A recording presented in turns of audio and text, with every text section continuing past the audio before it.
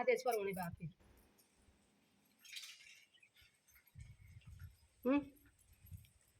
मैं बताऊँ, ठीक है। रांची की राजधानी है बिहार, बिहार पटना, ये सब एक राजधानी है। वहाँ एक शाह भैया हरिंद्रनंद, इन कार्डों में भी उनका नाम लिखा होगा नीचे शायद, तो मुझे जहाँ तक है तो दूसरा पर है ना, है ना, होगा इसमें। कौन है, बोलो कौन है? हरिंद्रनंद भैया, हरिंद्रनंद, हरिंद्रनंद है सबसे बड़ा, सबसे पहला शिष्य। अब हुआ क्या, हुआ क्या, सुनो सुनो एक सुनो तब करे अपनी बात। तो हुआ क्या कि उन्होंने जो है, उनके जो है जो पिताजी थे वो बहुत बड़े अफसर थे, तो उन लोगों को बड़ा शौक था, संत महात्मा आते थे उनके घर में, तो वो लोग उनको भोजन पानी कराना वो करना।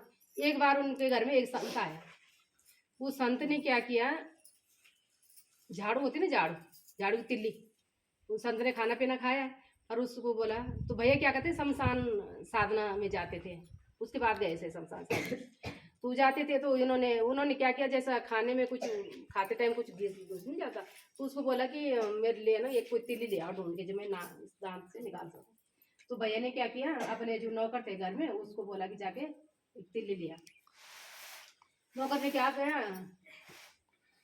अनसुना कर दिया, कहीं और काम में चला गया।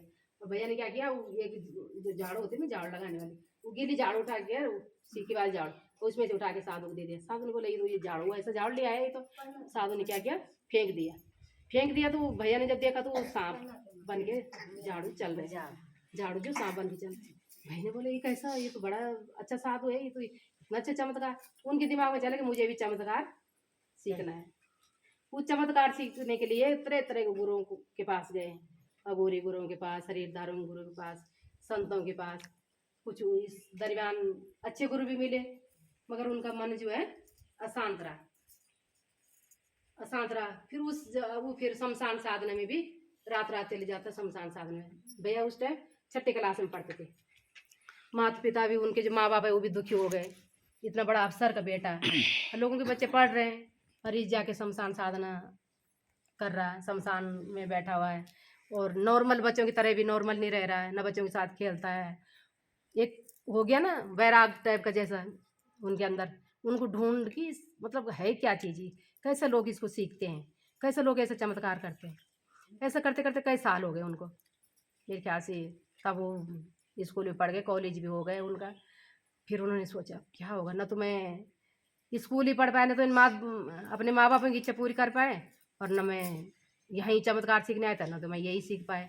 क्योंकि मन उनका मतलब सीखते थे मगर उनका मन जो है कई चमत्कार कर भी लेते थे, मगर मन अंदर से अशांत रहा।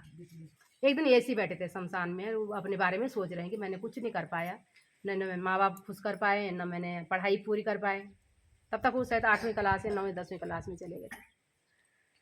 अब फिर एक दिन बैठे बैठे रात को अकेले में यूट्यूब पे आती है भैया की चर्चा, आप कह रहे हैं ना बहुत सुनते हैं, उस चर्चा को भी सुनाया करो, जिसको हमने गुरु बनाया ना उनके बारे में भी सुन लिया करो कि कैसा ही शिव शिष्टा इस धरती पे आए हैं, और कितना किसने कितना परिश्रम किया जो शिव को गुरु स्वरूप में उतारा इस धरती पे।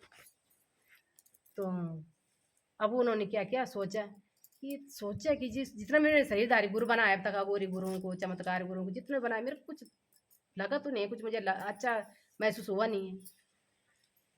पर इन्हीं के लोग कहते हैं कि गुरु भगवान है, तो क्यों ना स्वयं में भगवान को गुरु बना लो। वो क्योंकि शिव ने जो है उनको तपस्या पे उनको आ गया, दया आ गया कि देखो जो अगर तू चमत्कार सीख भी लेगा तो कुछ लोगों का कल्याण तो करेगा, और तभी तक करेगा जब तक तू शरीर में रहेगा। तो क्यों नहीं तेरे को ऐसा सत्ता दे दूं कि तू पूरा धरती का कल्याण कर, पूरा जीवात्मा को कल्याण कर। तो उन्होंने उस दिन से बोले कि मेरे गुरु शिव है। अब शिव गुरु तो बना लिया, पर फिर भी वो मन अशांत क्यों, यार मैंने गुरु इतने गुरु बना लिया, और अब मैंने ऐसे गुरु को बना लिया ना, तो वो तो बोलता है। अब कोई कहते हैं गुरु मंत्र देता है, ये तो मुझे मंत्र भी नहीं देगा, कैसा मेरे को, अब मैं कैसा करूं, क्या करूं।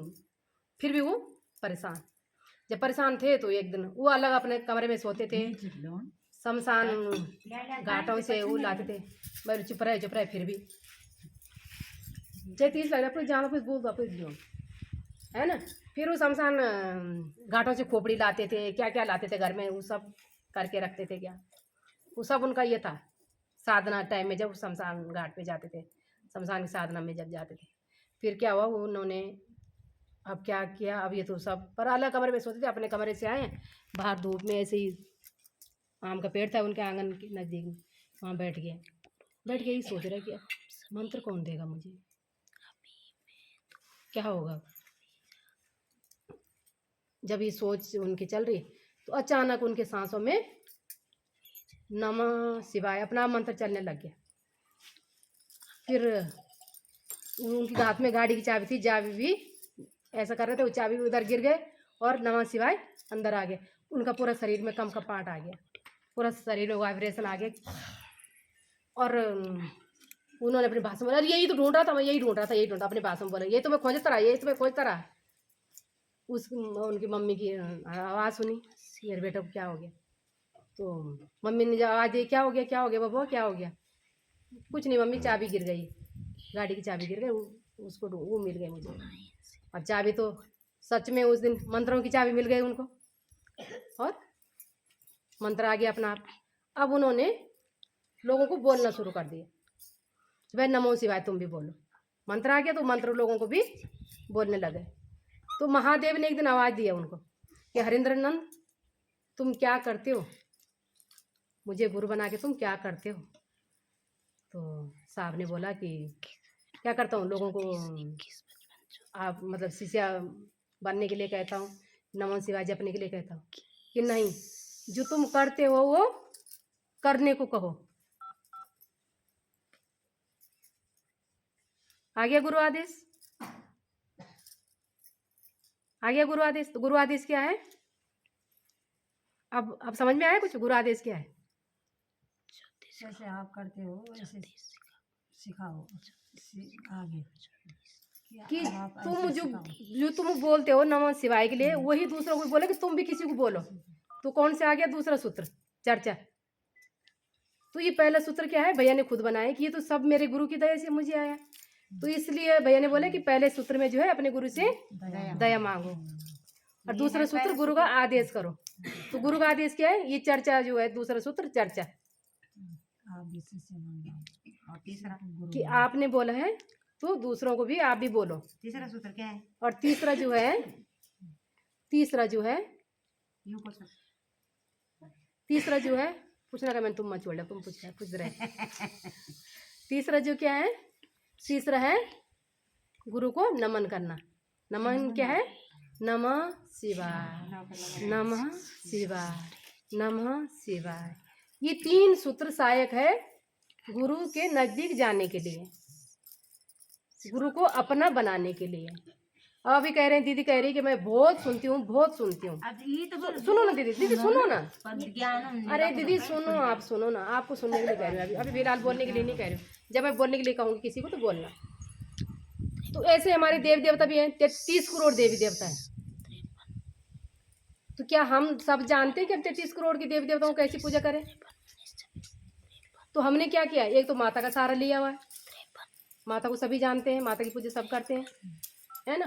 और एक ज़्यादा से ज़्यादा गणपति को हम बोलते हैं कि इनका बेटा जो है गणपति है, इनका कीर्तन में इनको पहले बुला लो, इनका पहले नाम ले लो, ठीक है।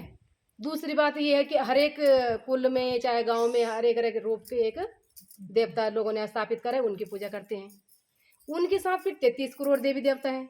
फिर कोई उसके अदृश्य शक्ति ऐसी जिसको हम देख ही नहीं पाते हैं, अधगति की मौत, कैसी भटकते आत्मा, बहुत सारे हैं।